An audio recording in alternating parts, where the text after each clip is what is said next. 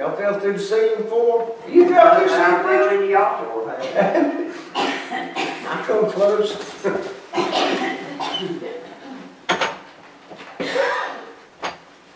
I tell you, and he in a bad way when you fall through the ceiling like that, I'm telling you. Yeah. I just hate not to say anything about that because we've all kind of been there. Yeah. Which Daddy told me, you know, I had to get up in the attic to find out where his roof was leaking at up there. And Daddy said, well, go up there and see what I said. He said, be careful, don't fall through the ceiling. Daddy, there's a roof on top of this house. He said, that is right. We did leave the metal roof on top of this trailer before we put the wood roof on. I'm going to walk all over that thing. And he talking about high.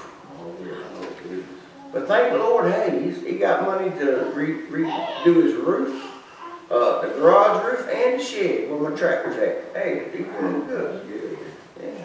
My sister, and get him enough money to get him a handicap shower.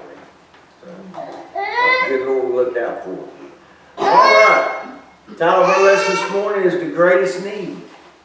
And the point today is only Jesus can take care of our need for forgiveness.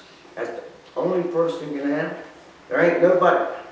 Preacher Barrett can't get us saved. He can show us the way. He can point us. We can lead you. But it's you that have to make the decisions today. You know, the point today is only Jesus can take care of our need for forgiveness. And we're going to be in Luke today, Luke chapter 5. And our verses are going to come from 17 to 26. Luke chapter 5, 17 to 26. And we're going to start in the 17th verse, and it says, and it came to pass on a certain day, as he was teaching, that there were Pharisees and doctors of the law sitting by, which were come out of every town of Galilee and Judea and Jerusalem. And the power of the Lord was present to heal them. And behold, men brought in a bed a man which was taken with palsy. And they sought means to bring him in and to lay him before him. And when they could not find by what way they might bring him in because of the multitude, they went upon the housetop and let him down through the tilling with his couch into the midst before Jesus. You know, at this time, Jesus had gone viral, if you think about it. If we look at it today, he would be viral, wouldn't he? He said his reputation was growing. You know, after returning from his wilderness temptation, even before selecting all his disciples, Jesus started teaching and healing around Galilee. This attracted crowds. The religious elite, sick, and social outcasts were among in the crowds who gathered to hear. You know, Luke opened his historical account with, and it came to pass on a certain day. He chose those words to highlight that it was just an ordinary day. It was just a regular day, not a Sabbath. You know, if you look back, these Pharisees are trying to catch Jesus in something. Because he ain't supposed to have no healing on the Sabbath day. This is an ordinary day. We can say anything goes today. Okay, on an ordinary day, anything goes in Jesus' mind. Can't say nothing, right?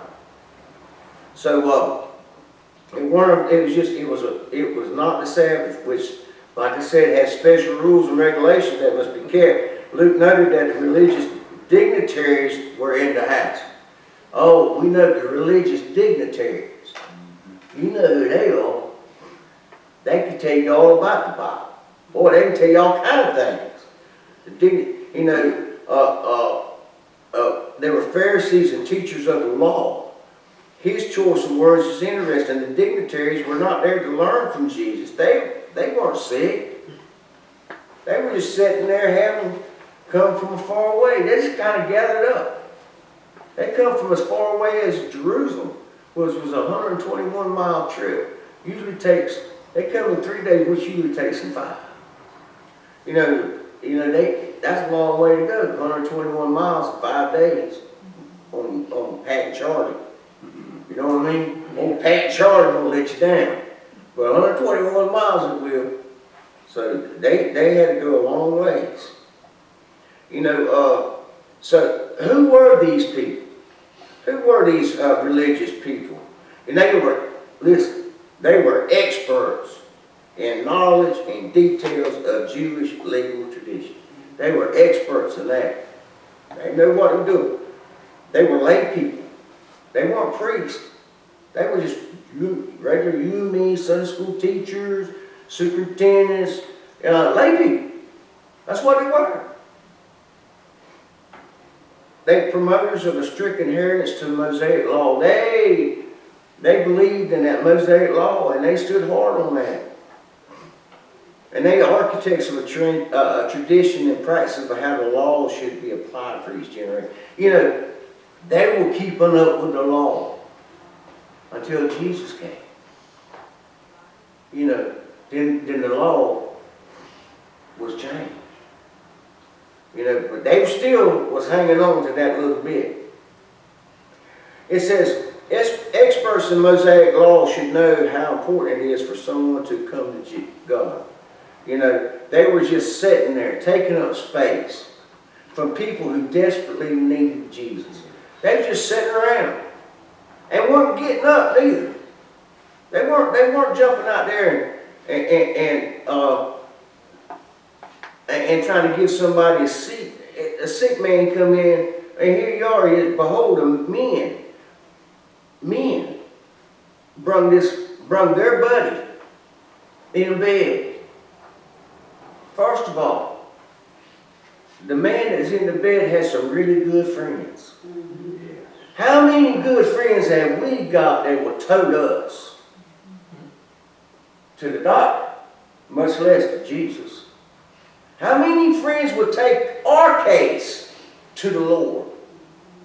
Think about it. If they won't take your case to the Lord, maybe you need to put them in the, let's lay you to the side friend and get you a real friend. You know, sometimes we have to weed it all out occasionally. It's like a garden, got to get the weeds out. Can't grow nothing pretty if it's all there. So here you find the religious leaders just sat there, and the other men brought a friend in need of Jesus. The religious leaders invested or sacrificed nothing. They had nothing invested in this. They didn't sacrifice nothing. They just come and decided, well, here he is. Let's just sit back and see what Jesus is all about. Ain't we had that?